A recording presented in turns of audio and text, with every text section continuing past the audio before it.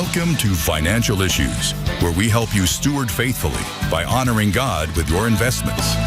Now listen in as we give you the practical tools and advice you need to become a biblically responsible investor. This is Financial Issues, where we help you defund darkness and fund the light by investing with biblical integrity. Happy to have you all back today. Hope you had a blessed day of worship on Sunday. Seth, Udinski, Samuel Case, and your host, Mark Minnella. Mark, good morning to you, brother. It's great to be here. Good morning. Happy day 27th of government shutdown. Hooray! Woohoo! If we had confetti, it would be coming on the screen now, right? It would, wouldn't it? Absolutely. Yeah, you know, we're going to talk about that in a little bit, Mark, because it is day 27 of the government shutdown. We're all still here, but it's going to be good to see. I think it's going to be helpful for us to see kind of the schemes that particularly the Democrats have been concocting to hold our country hostage. But I'm getting ahead of myself, Mark. We got a packed show today, brother. We also have Debbie Wuthnow of IVoter Guide is going to join us in a bit too. That'll be a lot of fun. That's going to be fun. Absolutely. Yeah. And we appreciate you all joining us. But before any of that, folks, I want to remind you our phone lines are open and you can call in right now at 610-363-1110. Again, 610-363-1110. And we've got a call right now, Mark. I think it's appropriate to get right to the phones here. We've got Charlotte calling from Arkansas. Charlotte, good morning. You're live on Financial Issues. Good morning, Mark. Welcome to the show. Good morning, Charlotte. Thank you. What's on your mind this morning? I have a Arkansas 529 plan for my grandson, who is a senior. I plan to use all this money next fall. 65% of it is in growth, 19 in moderate growth, and 15 in conservative growth. And I'm thinking I may need to move all of it to conservative at this time. It's up 15%. Yeah, it sounds like you're thinking very, very well, actually. I love your logic, and I love the direction you're going. If it's only a year away, there's so much that can happen in a year, especially right now, where there's so much in the world that has changed over the last 30, 40 years. We have bots taking over the trading. We have tariffs. We have we have the Democratic Party shutting down the government. We have just so much going on that we don't know where it's going to go. Moving towards safety is a great idea. So I'm right with you. Maybe take a look at the growth in income or even the income within a year, and don't be shy about increasing your cash balance, your money market. As long as you're paying 3% or more, you might as well put a third of that in there, since you're going to be using it this fall, up to a third. So as you're selling off everything to move it into a new portfolio, don't feel rushed to get it out of the cash, is what I'm saying. Even though there's there's been some pullbacks and there's some positive news, it's better to be safe. Just always remember that when we move in that direction, 1 year doesn't give you time to recover again. And since you need it for that college, I would be safe as well. So good thoughts, okay. Good idea. Well, I think it's very prudent stewardship. The only choices we have, there's just 4 choices. Aggressive, okay. Growth, moderate, or conservative. That's the problem with these plans. If I knew what I knew now, I'd do what I did for my daughter. Right. So you think go conservative. Conservative. Okay. Yes, great. Absolutely. I'll get that done today. You'll sleep better at night, and knowing that that it's a little better preserved. Yes. Thank you so much. All right. God bless. And thanks for your call. Thanks for calling early too. That's very helpful to us to have the cues lined up, and you calling early in the show. Actually, I think you even got on a little bit before the show started. So thank you so much for that. She did. She's an early riser for sure. Appreciate you, Charlotte. Yeah, no, that's great. Yeah, folks, we try to open the phones up about 5 minutes before the show. So that's a great time to call. You know, if you got a question, it is. Queue it up, 610-363-1110, and phone lines will be open for the next hour. Hey, you know, Mark, you had mentioned in that call with Charlotte, one of the things we need to keep an eye on is this government shutdown, of course. It is day 27. We're celebrating day number 27. Sam, give us a quick recap here of what's going on here. How have we gotten to this point thus far? Yes, as we enter week 4, let's do a little rolling back the clock to explain what's going on right now. To date, Democrats have blocked 12, count them, 12 government funding bills as they demand that Republicans extend temporary COVID-era Obamacare subsidies set to expire at the end of the year. By the way, in addition to those 12 funding bills they blocked, they also blocked a bill that would have paid government employees as well as military employees during the government shutdown on top of those bills. Wait a minute. We got to stop right there for a sec. Two things you just said. They stopped up two bills. One to work on the subsidies that needed to be corrected that they're holding us hostage for, and the other to pay our armed forces. So they have stopped over the last couple weeks 12 government funding bills. This would have funded the government for a couple weeks to allow negotiations to play out. Meanwhile, they have also blocked another bill that would have funded government employees, the ones that are required to work, as well as the military employees while the government shutdown is still going on. Yes, Democrats did block that. That's not just sick. It's very, very sad. Very sad. Holding everybody hostage like that. Mark, isn't this the I was sorry to interrupt you, son. No, it's good clarification, though, because when I first read that headline, it was hard to believe. But yes, it's true. It's just sad, guys. I mean, it seems like, and this, listen, I may be too harsh here, but this is the kind of behavior you would expect from enemies of the state. Right? Like communist China would want something like this. One of our mortal enemies would want this. Not someone within the country. You got it half right there. You got it half right there. You said communist. You just put China in there instead of communist USA. Because that's what's happening is we have communists that are in our government. It's socialists and communists. Let's face it. Let's be honest. This is not, the tragic isn't the government's shutdown. It's the Democratic Congress. That's what the tragedy is. That's what is so sad about all this, I think there's, if we went through the list of the things that they're shutting down for, it's so ridiculous. These are all things that are normal daily things in Congress that could be worked through and worked out if they would open the government. And the idea that they continue to get paid even when they're holding us hostage, that Congress gets paid, even though those who are protecting our nation don't, and those who are supporting so many parts of our government don't, but they do. I know it's constitutional, but there ought to be some way, there ought to be some fines or something you could put against Congress for not doing their job. I know there's the fine of not voting them back in, but obviously we don't have that right every year to do that. It only comes occasionally, like the one coming this coming year that we're going to talk to Debbie about in the next segment that we're going to get to. So, yeah, it really does bother me. What is it, Sam? $37 trillion in debt right now? 38 trillion, Mark. 38 trillion and 25 billion every day that we're going deeper into debt. I think I saw it breaks down to something like $64,000, maybe $67,000 just about every second. Every second. Oh, wow. But who's really doing this? It's the Democrats. We have to name the names. If it was the Republicans, which, we're not shy about calling out Republicans when they promise to get a budget and they don't, and we do hold them accountable. In fact, that's probably one of the issues why we don't have a stronger Congress right now is because as Republicans, the Republicans sometimes eat their own, because they fall off the ladder and they don't follow through with what they say they're going to do. And that leaves an opening for the Democrat socialists to get more people in there.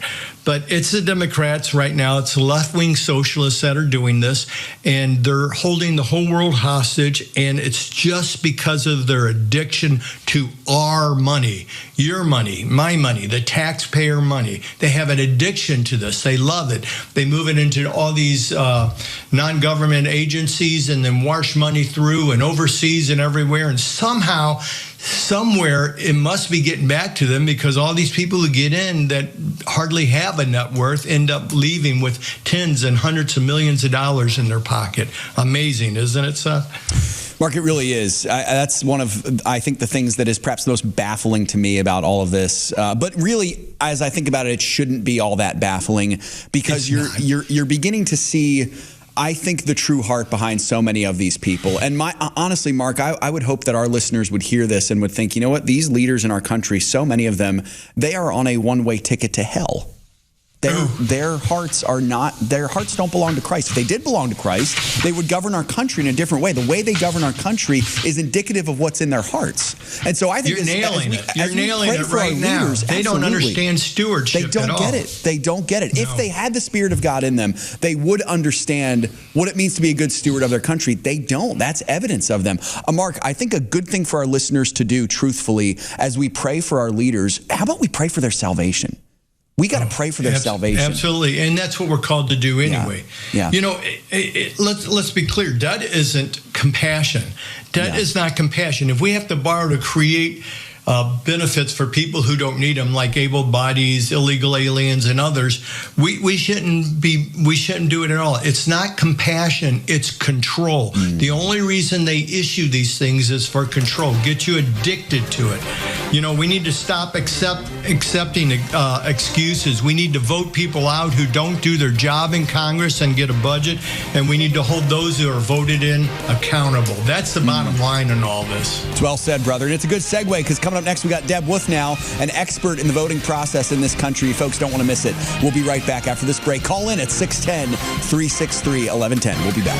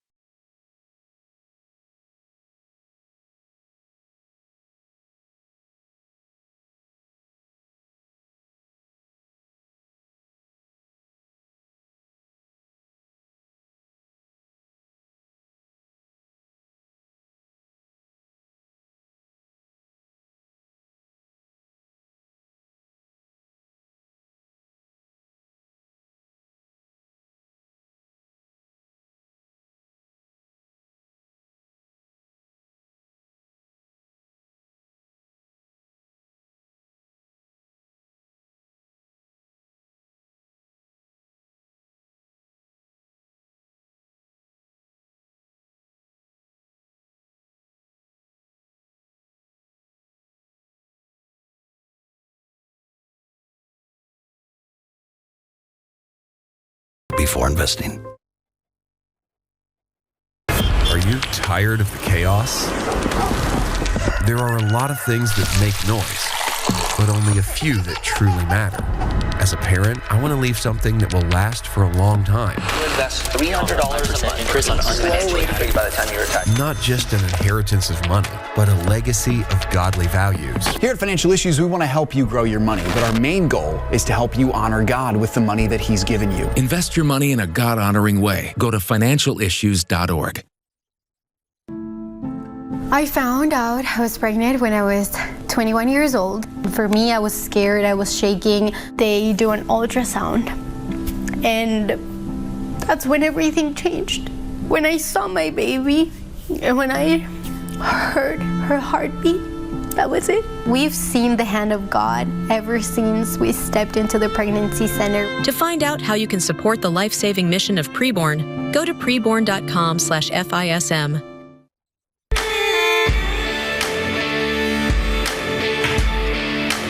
Folks, hope you'll join 610-363-1110. Mark, I'm going to hand it off to you on that segue we had in the last segment, because we got a special guest on the program here, don't we? This is going to be great. We do. You know, one of the things that's so very important is how we vote, when we vote. And we were talking during the break here just about how silly it is that during the off year, not the 4-year cycle, but in between, how so many of us don't get excited about voting as we do through the rest of the time. And we have a very special guest here to help us with this. And I just want to set it up a little bit. If you haven't ever heard if you don't have a way to know what's on the ballot in your state, there is a way to do that, bottom line. Because in my world, I just turn to Debbie, I go out to the IVoter guide, I look up my state, and I look up what's on the ballot, what's going on, and what they know to be the truth about each person in it, and what are the issues that we need to be concerned about. And instead of me just rambling on talking about that, let's bring in Debbie Wuthnow right now to join us. Welcome, Debbie. Great, Mark. Great to be here, Mark. I'm so glad you're with us today, because I really believe it's these in-between elections that have moved our nation so far left, is we haven't paid enough attention to them. What do you think about that? I agree wholeheartedly. We've kind of looked at voter turnout numbers, and this isn't even a midterm, right? Most people they pay attention to presidential year, and then every 2 years between that, there are, Congress and Senator on the ballot. Mm-hmm. But this isn't even one of those years. There can't be any elections going on. So turnout in, next year in November is probably about 40% of voters. Turnout in next year's primary is about 20%. But in these midterms, these mid-off year constitutional ballots, local and school board elections, turnout might be 6 to 10% of registered voters. So if you're looking for a good bargain and make your vote count, this is the time to do it. Well said. That's a great way to put it. But think about all the different issues and all the things that just go past everybody during these times. What are some of the big issues for this interim election period? Well, I would start with saying, on the ballot will be your school board and your city council and your mayor. They determine your tax rate. They determine what your kids are taught. And 6% of people are choosing who those people are. So that you can really impact your bottom line, to be honest with you, when you look at taxes. And then there are states that have constitutional amendments on the ballot. Texas has some, California and Maine have some changing the Constitution. You've heard about that redistricting thing going on in California. Right. That's on the ballot in California. There's a citizen ID measure in Maine. There's parental rights and citizenship voting requirements in Texas. Because there's important things on the ballot this year. All across the nation. So the issue comes down to, the kids are back in school. Everybody's running wild to get them to the school bus, to pick them up. There's all the activities. There's the sports. There's life in general is really busy for the average person. They don't have the time. The average person is just like, I barely can keep up with the immediate family. How can I understand what's going on out there, much less do the research on the candidates and find out who's real and who's not, who's a rhino or who's real or whatever. How do you do that? Well, I encourage people because that's iVoter Guide's mission, is to equip especially faith-based voters to vote wisely. So if you get on IVoterGuide.com's email list, you don't have to be tracking it. We will email you and let you know when it's time to vote in your local area, even if it's a special election, because even fewer people vote in special elections, but it still impacts who represents you either in the state legislature or in Congress. So get on iVoter Guide's email list. And when you do know it's time to vote, go to iVoterGuide.com first to see what we've covered before you reach out to figure out what else is on your ballot, because we don't yet cover everything on your ballot. Well, appreciate that. I know it's been a big help for me. I can go out there and I just kind of scroll through slowly, and then I stop and read and scroll through, and I see so much that I didn't hear or see before I start digging in that evening in my research. So it helps a whole lot. Tell us. Go ahead. And the goal is that we give you a personalized ballot. So, for example, Virginia and New Jersey have their statewide and their state legislative elections this year. You may have heard in the news about the governor's race in both of those states, but also their state legislature, the House of Delegates in Virginia, are on your ballot. We're covering school boards in Virginia, some of them. But if you live in Virginia and you enter your voting address, you will just see the races on your ballot. So you'll see the governor, lieutenant governor, attorney general, but then you'll see your state rep or your state senate candidate. So you don't need to know what district you're in. And then if we're covering your school board, that will appear at the bottom. So that's really your best bet at iVoterGuide.com, is to enter your voting address. We make it even easier by personalizing the information that we give you on your personalized voter guide. I love that you brought up the education aspect of this, electing those to the board of education in your state, those kind of things, because when we look back, I think we, as conservatives and as Republicans, we've been very sloppy about this and allowed the left to take over those boards and those. And because of that, look what's happened to our education. And because of that, look what kind of generation we've raised, or generations we've raised, to where we have college students protesting for socialism now. It went from, it starts in the grade schools and goes from there. Can you tell me a little bit about the impact you've seen over the years, because you've been right there in it? Yeah, well, my staff is a lot of homeschool parents and grandparents. So we watched in 2020 when we were all locked down and we saw what was going on in Loudoun County, Virginia. Parents starting to stand up and then getting called terrorists for speaking out at school board meetings. I think one of the silver linings of the COVID lockdown was that school went online and parents could finally see what their kids were being taught.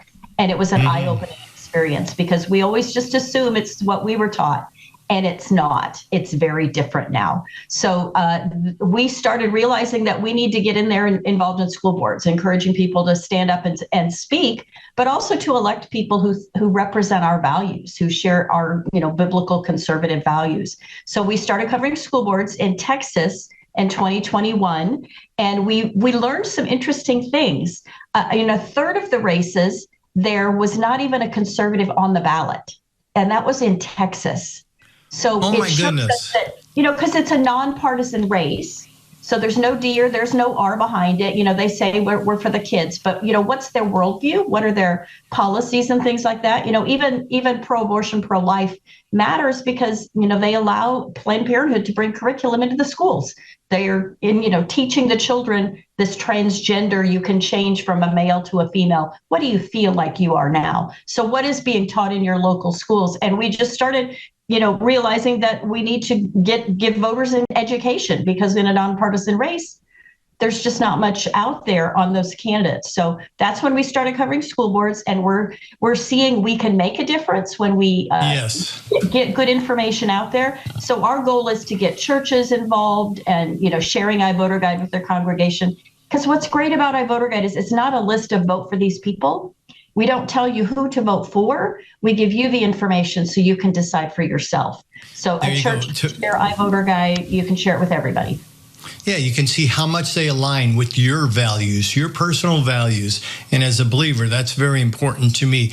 One of the other areas that I find that we failed terribly at is with judges. Do you help us to understand judges? Because here in Missouri, when I go to look up the different judges that are on the ballot to be putting in, that doesn't tell me anything about them. It just gives me a name. Never heard of this name before. Never. How do we get that information to be deciding on who we want to put on the bench here in Missouri or in St. Louis? Well, I'm right there with you. We have the same thing in Texas. So what we've started doing is researching judges on the ballot. We started that in about 2020. And we do the ones at the Supreme Court level. So the statewide judges, in Texas, we have the Supreme Court and the Court of Criminal Appeals. And we actually have lawyers and law students, law clerks researching and reading the rulings of those judges to grade them from activist to originalist, because, you have heard of those activist judges. We want somebody that, follows the Constitution and just interprets the law, doesn't make law from the bench, isn't that activist judge. So we cover, there are 41 states where we cover statewide races. And in those states, when there is a statewide judicial race, iVoter Guide will research and evaluate even those judges if they're up for retention. So in some states, they're appointed by the governor and then the voters retain them.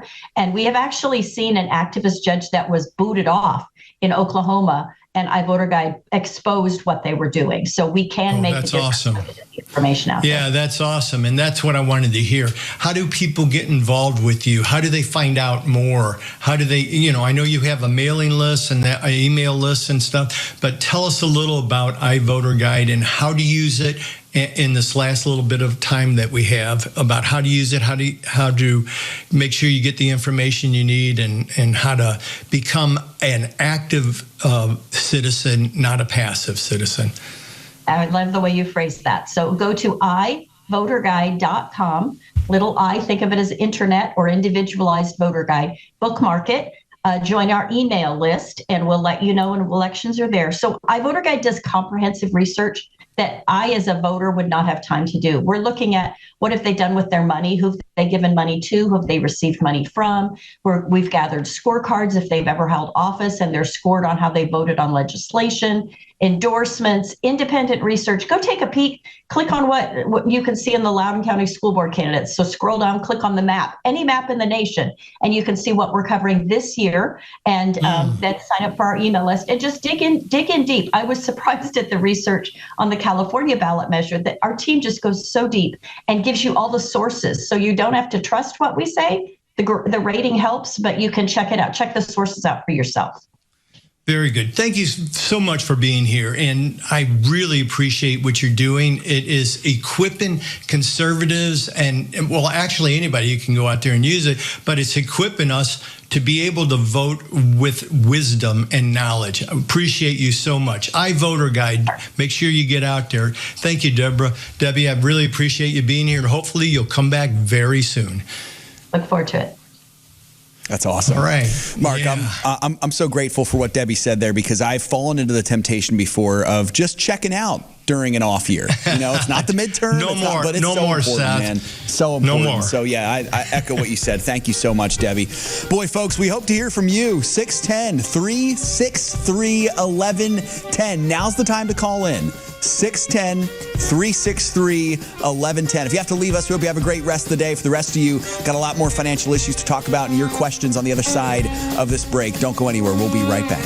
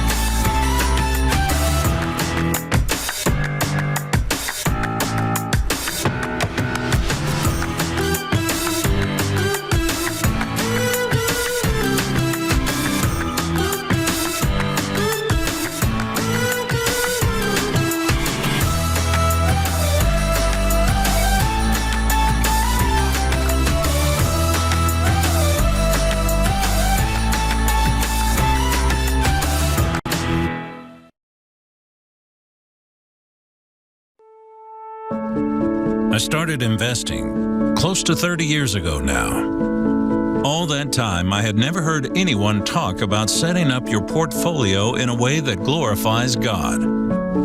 When I first heard about it, I was listening to the radio, a show called Financial Issues. They were teaching people how to honor God with their money. That made a lot of sense to me.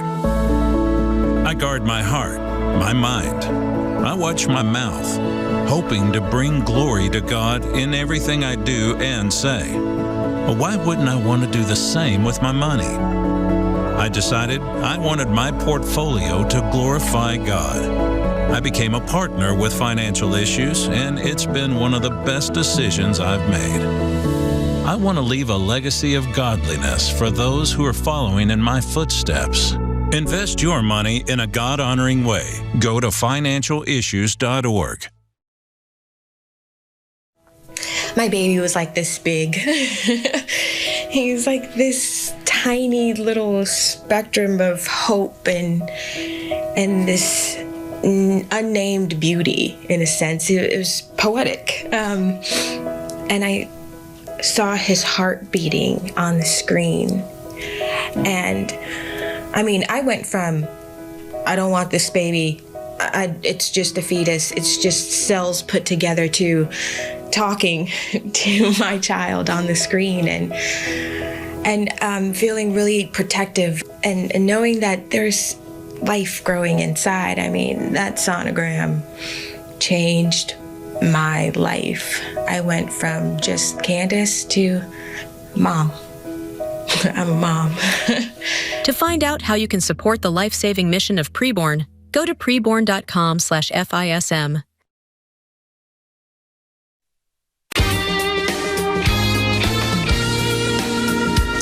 610-363-1110. Folks, it's so important to be a good steward of your vote, especially as we're considering just all the nonsense that's happening with the government shutdown right now and some of the things that the Democrats are doing here, Mark.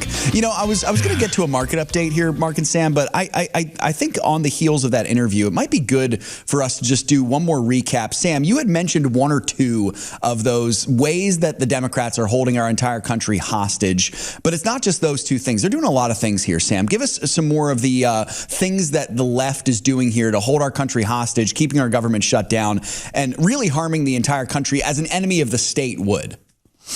Right. So the big thing that everyone's talking about is these Obamacare credits. These are temporary COVID-era credits, came about in 2022 during the so-called Inflation Reduction Act, which did everything but. Those are about to expire at the end of the year, and that's causing all kinds of craziness from the Democrats. Again, mind you, this is supposed to be an emergency relief thing, but we know that that ratchet only goes one way. Other things, though, it includes reversals. Democrats want reversals of some of the changes to the big, beautiful bill, specifically clawbacks for some of the budget cuts achieved by DOGE, as well as changes to Medicaid, our work week requirement for able-bodied adults, and also bans on federal funding for non-citizens and even illegal immigrants. A lot of talk about health care going to illegal immigrants. That's what that's part of, is these changes that Republicans made to Medicaid requirements. Democrats want to change back. They also want to restrict the government's ability to slash their pet projects, all these DOGE cuts to Democrat pet projects, as well as Trump's ability to fire federal employees, among other things. Yeah, let's take the power of the presidency away from the president. I think that's a good idea, don't you? No, absolutely not. Or let's get real about these things that you said about benefits to illegal aliens. These aren't just benefits. These are giving people money to live so they don't have to work. So you come in illegally, you don't have to work because you get the same benefits as somebody here in the U.S. as a citizen who originally these benefits were for people who tried and fail and or can't work. But now they want to pay people a stipend not to work and then give them money for housing and then give them money for everything else. It's not that we're uncompassionate. It's that I think it's uncompassionate to pay people to be useless, first of all, and then to pay illegals to be useless. That's a whole lot worse. We will always care for somebody whose appendix is bursting. We'll always care for somebody who broke their arm trying to sneak through a fence that they shouldn't have been sneaking through. We'll always care for people. That's something we do. We're compassionate Americans, but we won't put you on the taxpayers' dollars to supplement you so you don't have to go to work or do anything worthwhile here. If you're going to come to America to improve yourself and to do a better thing, and come legally so that you don't have to worry about all this. Anyway, sorry. Well, it also hurts couple of people things who you are on said Medicaid and they really bothered me. Say you really can't work and you need some sort of government benefit. If you have all these able-bodied people who are just leeching off this is actually harming the people that the whole program was originally intended to help. That's not compassionate at all.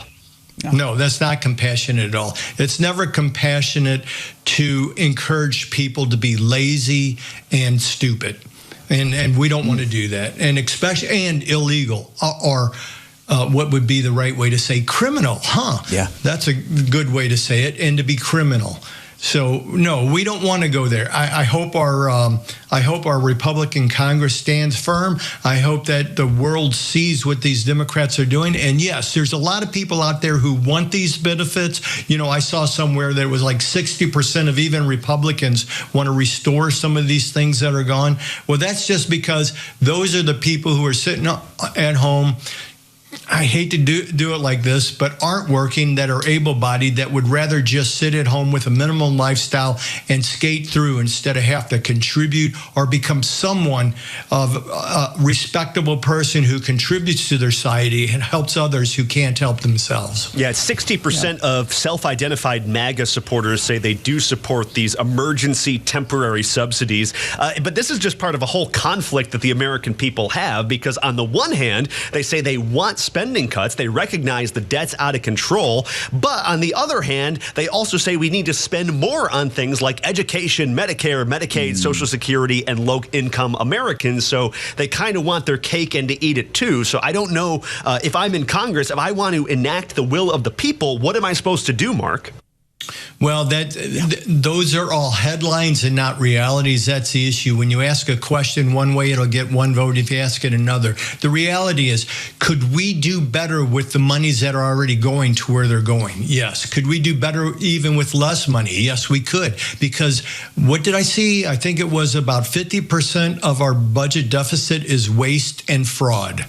Let's get rid of that. And here we have the Democrats saying they want that waste and fraud put back in that Elon Musk and the Doge team found. They want to put even that back into the budget. No, we need grown-ups in the room. We need people who are going to stand firm and say, no, it's time that we all start acting like adults in this Congress. We're not going to spend money we don't have. We're not going to take our country into bankruptcy. We're not going to go down that road where we cause our dollar to just devaluate to the point to where it's no longer the international trade currency. We can't do these things. We need adults, and those adults generally turn out to be people who really understand the concepts of stewardship, who understand that you can't spend money that you don't have, and you can't spend other people's money, hence the citizens, to the point to where nobody can live a decent life because it's all going to taxes to support those who don't want to work, to support those who are taking advantage of our country by coming illegally, that support those who don't want to have to contribute, who don't want to grow up, who just want to sit at home playing their video games and skating through life. This can't continue on, folks. It's time to start raising up another generation of responsible, caring, loving, God-fearing people so our country can stand firm and continue on as the last light in this whole world. Because without the United States, there's no hope. Mark, I'm glad you said that because I think it's so important, folks. You know, we talk all the time on the show, first of all, about stewardship, but secondly, about, the first area of stewardship. It's not our money, it's the gospel. And then I would argue it's your family, Mark. Amen. If you've got children, grandchildren, that is your first area of stewardship. You have got to raise up the next generation well. And if you don't, this is what we're going to see. That's coming into the workforce, becoming teachers, politicians, bringing a false worldview into it. We have way too many people who are addicted to the free money.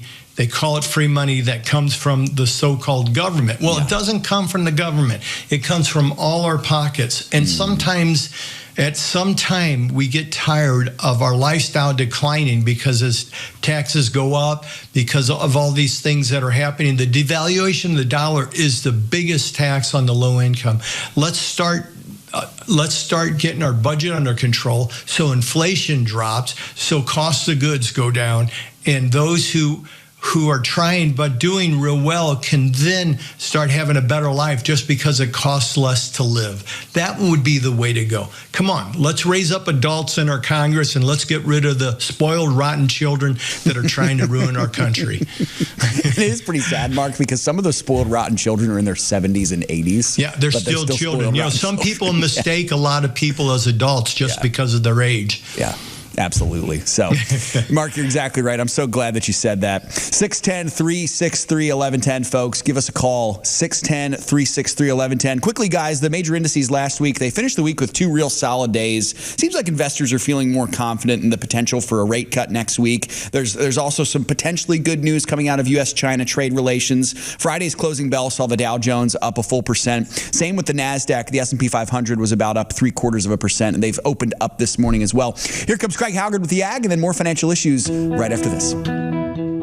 This is Craig Howgard with your Financial Issues Ag Update for October 27th. Well, corn experienced a harvest-related selling pressure alongside ongoing uncertainty in trade negotiations on Friday, with much of Friday's talk focusing on crop logistics, with the Western Corn Belt seeing more locations going full, while in the Eastern Corn Belt, we seem to have ample storage and disappointing yields. At the end of the day, December corn was 4 3/4 cents lower at $4.23 1/4. Soybeans reacted to a number of announcements and statements by President Trump on Friday. Some statements by President Trump led the market to believe that the meetings between him and Xi were less of a sure thing. Other statements seemed to indicate that he had a plan and there was a list of things that were up for discussion. The net result was that the market was pretty much on edge throughout the session, with November beans finishing the day 3 cents lower at 10.41 3/4. Wheat markets delivered a mixed performance Friday, with all three classes ending just a few cents from unchanged. Here in the U.S., the winter wheat crop is 85% planted and unthreatened by weather. In Europe, the French crop is 57% planted, while prices are steady, with Russian FOB values closing out the week unchanged from what they were on Monday. Minneapolis December wheat was a penny lower at $5.57. Kansas City was a penny and a half higher at $5.01 and Chicago was down a half a cent at $5.12. Cotton futures just continue to consolidate. Friday saw the December futures ending the session 13 points higher at 64.20. Livestock futures were mixed. We had December live cattle $7.25 lower, $233.92.5 per hundredweight. November feeder cattle declined by $9.25, closing at $352.20 per hundred, while December lean hog futures were 12.5 cents higher at $81.90 per hundredweight. Last few milk futures had an outstanding day as they blew through the resistance level we've been looking at, with November futures finishing the 40 points higher at 17.85. This has been Craig Hallgard with your financial issues update. We'll be right back with more financial issues after this.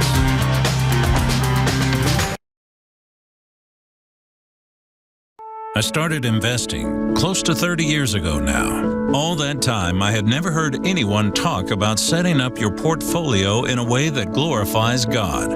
When I first heard about it, I was listening to the radio, a show called Financial Issues. They were teaching people how to honor God with their money. I became a partner with Financial Issues, and it's been one of the best decisions I've made.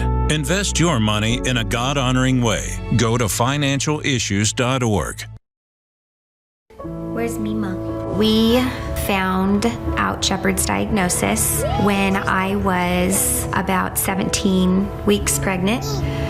We learned that he was going to need a series of surgeries after he was born in order to give him what they considered a normal life. And we weren't sure how this worked. Yeah, very emotional, very, very broken. And as my wife just said, not sure how this worked. And called Samaritan, and they said, you just go have that baby. You leave the rest to us. And just to hear the confidence on the other end of the phone of this is not something that you need to be concerned about at all. You focus on the health of your family, the health of your baby, and we will walk with you every step of the way.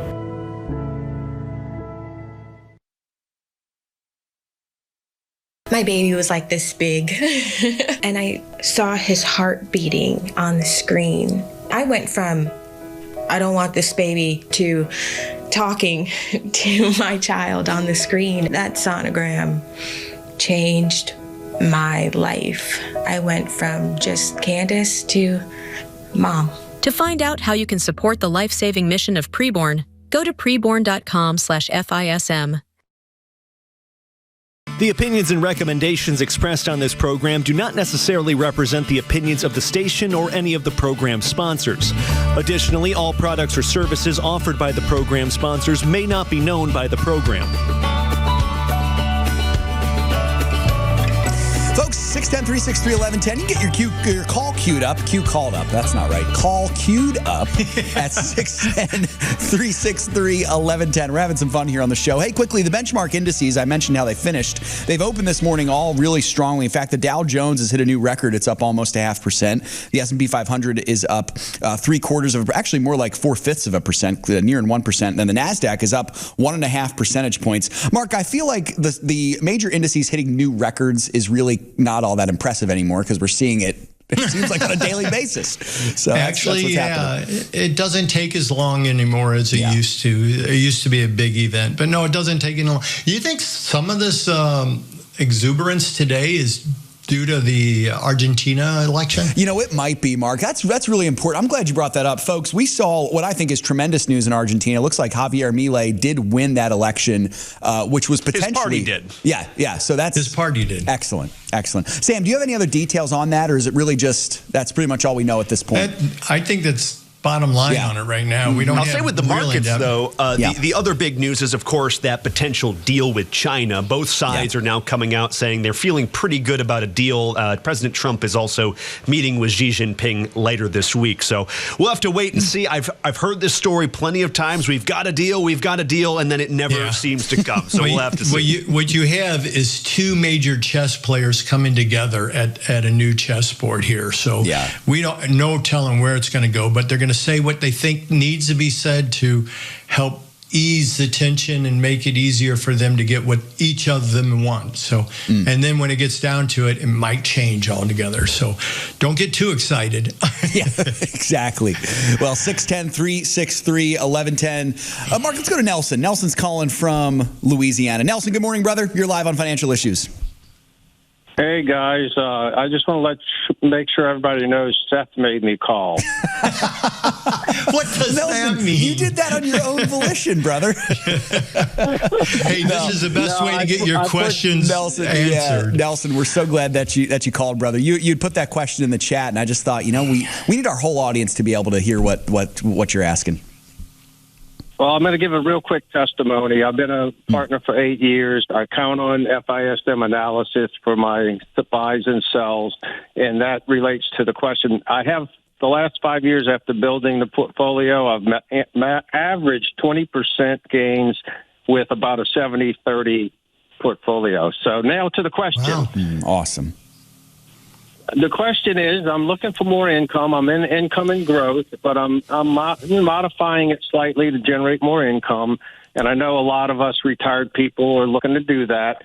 So I'm really looking at loading up a little bit more on REITs. And I tried to research dividend safety and fidelity, but it's confusing. So the question is, does FISM Analytics look at dividend safety specifically for REITs, but in general? In general, it is absolutely we do. That's part of what makes a stock one of those stocks made of steel that we talk about often, Nelson, is that we look at if they're paying dividends, what's the coverage on that dividend? If the revenues aren't there, or they're decreasing revenues and their coverage is going up to the point to where it's like 90 or 100% of the leverage free is available, or it's taken that amount to cover the dividends, we start looking at it and wondering if we should keep this on the buy list or not. But primarily most of the stocks in there, they do well at their coverage.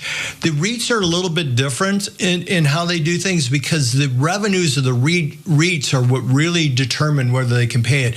You'll have billions of dollars of revenues in a REIT, and they may not show much of a profit margin or whatever, but the dividends stay strong. One of the things to remember about any REIT is that the main reason people got into them is because of the interest that they pay out. So when that starts getting at risk, all investors start getting a little weary of them. And we do watch that, and we do research that for you. So if we find a REIT that seems to be getting very weak on its coverage of the interest paid out, or starts reducing interest, which has happened over about that, you'll find something in the weekly commentary about it, or you'll see a change in whether it goes from a buy to a hold or a buy to a sell. So yes, we do take that into consideration, and we're very serious about doing it. Thanks for that question, Nelson. I hope that answered your question. Well, yeah, it gives me a much more confident feeling in it, because especially with the REITs, I tried to research it, and it's too confusing. I don't want to be a financial analyst. That's what I'm a partner for you guys to do that work for me. And we don't want you to have to be a financial analyst. That's what, like you said, our whole goal here is to educate, equip, but then to make sure you have all the information you need so you don't have to do that work. So as you're going through the different REITs, you can feel comfortable knowing, or the different stocks or the different income areas, you can feel comfortable knowing it is being researched, it is being watched. In fact, right after the show today, we have an analyst meeting, and last week I flagged about a dozen different stocks and things that both are doing exceptionally well, and some that I'm wondering what's going on with them for us to discuss. So that, and we cover every one of the buys, and we look at the watch list, and we look at the broad list. So every week we're looking at things all week long. Know that you are being. Know that the analyst team is on top of it all. Now, that doesn't mean we're going to be able to see everything all the time. Sometimes things creep up on you and you don't see it. Sometimes companies lie about their numbers. Sometimes all sorts of stuff goes on. But in general, our goal is to give you the best analysis as we can, and only have those things on the buy list we really believe in. All right. Well, thank you, Mark, for such a thorough answer. And I will say that Financial Issues Partnership is the best value out there. I've looked at other clubs, et cetera, and other than just BRI, I mean, that's enough to be a partner, but the analytics you guys do are really give me confidence. So thanks for everything, guys. And I pray for the ministry every day. Thank you, Nelson. That means more to us than anything else. Appreciate you, brother. Stay true to God, and thank you for investing with biblical integrity. It's awesome. So great to hear from Nelson, Mark. I know he's regular in our chat for sure. It's awesome. Yeah, and you know what he said about value? When I first came on, we've talked about that before, how I was shocked at how low the cost was to be a partner. $132 a year. $132 a year. I recently looked into a similar situation where they say they do all the work, they just give you the buys and the sells and stuff. And it turned out that they were doing about 100%, 50 to 100% turnover every 2 to 3 months in their portfolio, for one. And secondly, it was 10 times more expensive than us. It was for the basic package, and then it went up to 4 times that. So it was just ridiculous, the pricing that's out there for the information that we provide to our partners, and the tools that we give them, and the education that is available. So it's well worth it. If you know somebody who loves the Lord and wants to invest with biblical integrity, invest for real world returns at the same time, tell them about Financial Issues Partnership. In fact, gift it to them. It's awesome. That would be my thought. That's awesome. And, especially with Christmas coming up, folks, if you're looking for a good gift to give. Yeah, wonderful, wonderful Christmas present. Especially if you got a young person. We have Financial Issue Partnership gift cards where people could purchase the gift cards and put them in a little envelope. We actually, Mark, we need to get some of those. We do have a gift to partnership option on the website, but a physical card, that would be awesome. Wouldn't that be awesome? Yeah, absolutely. All right. Absolutely. Mark, I'll have to clarify with people sometimes when they talk about the price of the partnership. $132 a month, is it? And I say, no. It's $132 a year. So it's what, like $11 a month? It's well worth it. I mean, it really is. So good stuff. Well, Mark, I appreciate that so much. Hey, I think we can squeeze a final question in here. A super quick one might need to be. Let's see here. Oh boy, I'm trying to find a real quick one that we can get to here. Yeah, because some of the. Yeah, we did get a question here that was in the chat, Mark, from Joseph and Cecilia. They have a son-in-law who's beginning with $15,000 in a growth portfolio, and just wondering, how should he start? What sectors would be good to look at? What do you think? Oh, $15,000. I wouldn't worry about the sectors at this point. What I would suggest is that you look at utilizing funds, primarily ETFs, because ETFs will cover multiple sectors. The managers will probably be slightly weighing one way or another, depending on the sector strength. So you could get the diversification of a full portfolio in one buy, utilizing like the Timothy Plan small or mid cap or small cap fund or mid-large cap fund or high dividend fund. go out to the partner hub and look those up, or go out to Timothy Plan and invest directly if he doesn't have an account already set up. But I would suggest at that point, to get the safety of diversification, to help take the highs and lows off, you actually use an ETF, one that is biblically responsible. And with that said, I want to thank everybody for participating today. I want to thank everybody for listening and joining us today. But mostly, I want to thank you for loving the Lord and loving His wisdom that He gives us, and paying attention to that and wanting to be a steward, and doing so in a way that honors God by investing with biblical integrity. God bless everyone.